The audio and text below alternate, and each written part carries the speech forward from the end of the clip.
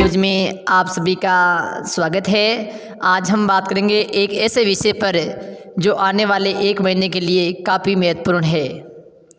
तो सभी मित्रों से मेरा निवेदन है कि आप वीडियो को पूरा देखें और अपने साथियों को भी भेजें, क्योंकि इस वीडियो के अंदर हो सकता है यदि ये वीडियो सभी तक पहुंचेगा तो 50,000 से 1 लाख तक की जो गायें हैं उनका जीवन है वो हम बचा सकते हैं। क्योंकि पिछले दिनों तेज़ बारिश व ओलावृष्टि से खेतों में पड़ा सूखा चारा है वो बुरी तरीके से नष्ट हो गया है।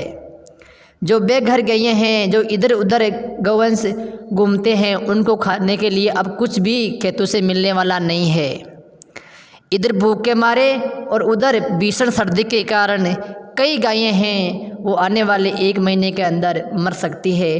तो उनको बचाना हमारा प्रथम कर्तव्य है। हम सभी लोग आराम से भोजन करके अपने जो पालतू पशु है उनको निर्धारित स्थान पर रखकर या बांधकर आराम से रात को हम सो जाते हैं। लेकिन इसी राजस्थान, इसी मरुधरा पर लाखों गैयें रात के समय इधर उधर भोजन के लिए भटकती है। भीषण सर्दी के अंदर खाने के लिए कुछ नहीं मिलने के कारण उनकी जो उड़ने बैठने की क्षमता है वो भी धीरे धीरे नष्ट हो जाती है और अंत में उन्हें अपने प्राण त्यागने पड़ते हैं। और ऐसा ही होने वाला है। यदि हम सब उनका साथ नहीं देंगे तो आने वाले 1 महीने में कई गायें हैं वो अपने जीवन से हाथ धो बैठ सकती है।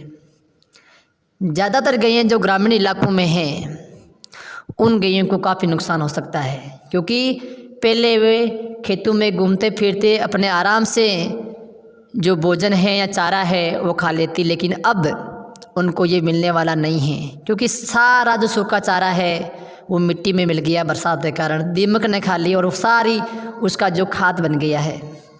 तो मेरा एक ही निवेदन है, जो भी ये वीडियो देख रहे हैं वो भी देखना और सभी को शेयर करना। यदि प्रत्येक परिवार एक गाय को 1 महीने तक चारा खिला सकता है तो हम कई गायों का जीवन है बचा सकते हैं। हमारे लिए एक गाय को 1 महीने तक जिंदा रखना कोई बड़ी बात नहीं है, ताकि वो सर्दी से और भूख से बच सके। क्योंकि जब गाय भूखी भी रहेगी और ऊपर से सर्दी पड़ेगी तो हो सकता है उसका जीवन है वो खतरे में जा सकता है। 2 दिन 3 दिन या 4 दिन भूखी रह जाएगी, लेकिन अंत में भूख से लड़ते लड़ते उन्हें अपने प्राण त्यागने पड़ सकते हैं। तो सभी से मेरा निवेदन है कि प्रत्येक परिवार यदि एक गाय को ही चारा खिला के उनके प्राण बचा सकते हैं तो हम 1 महीने के अंदर लाखों गैयों की जान हम बचा सकते हैं। नहीं तो हम देखते हैं गली गली में जो गायें हैं भूख के मारे पड़ जाती है, उनसे उठा नहीं जाता है, 2-3 दिन की मशक्क़त के बाद वो मर जाती हैं। तो ऐसा अब नहीं होना देना है, नहीं तो हम एक बड़ी भूल कर जाएंगे और कई गायों की जान है वो चली जा सकती है। हम मंदिरों में, सत्संग में या अन्य क्षेत्रों में अन्य को पैसे बर्बाद करते हैं, लेकिन 1 महीने का चारा है वो हम नहीं खिला पाते हैं पशुओं को। जो हमारे पालतू पशु है, हमारे घरों में बंधे हैं पशु, उनको तो हम मोल ला के भी या खरीद कर भी खिला सकते हैं, लेकिन इन गायों को चारा खिलाना हमारा कर्तव्य करते हुए होना चाहिए ताकि वो बच सके। यदि 1 महीने तक उन गायों को हम चारा खिला देंगे तो फिर वो गायें हैं वो मरने से बच सकती है।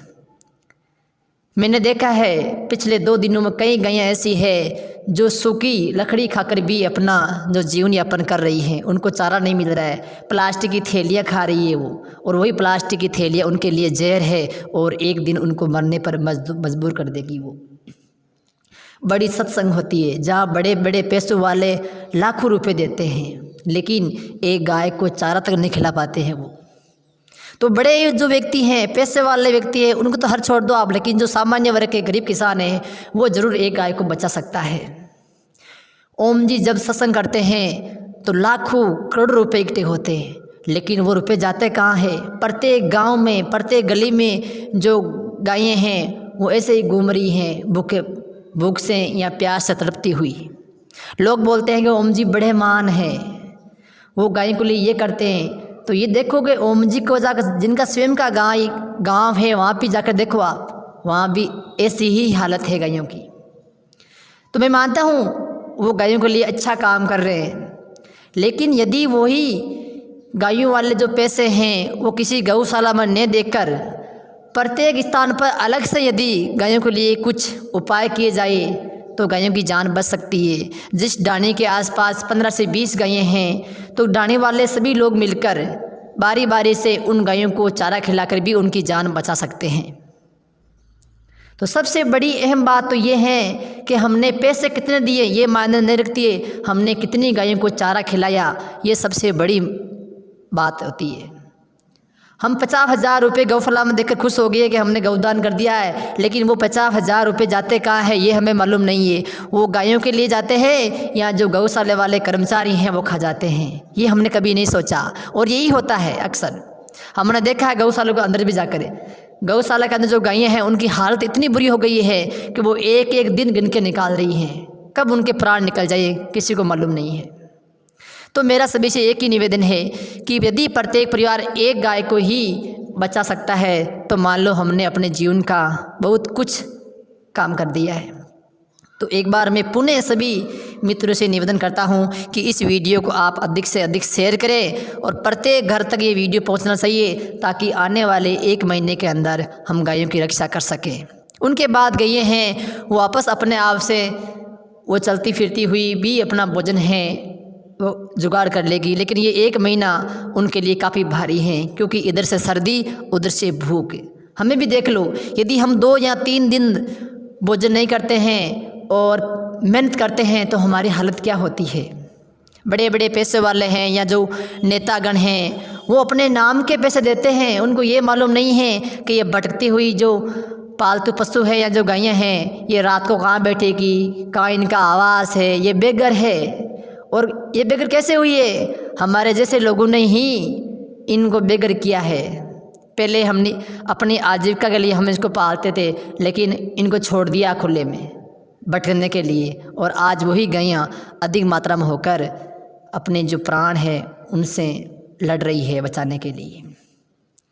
तो फिलहाल इस खबर में इतना ही, लेकिन आप सभी को ये वीडियो ज़रूर भेजें ताकि हर इंसान गायों के प्रति अपनी दया दिखाए और गायों को बचाने का कार्य करे।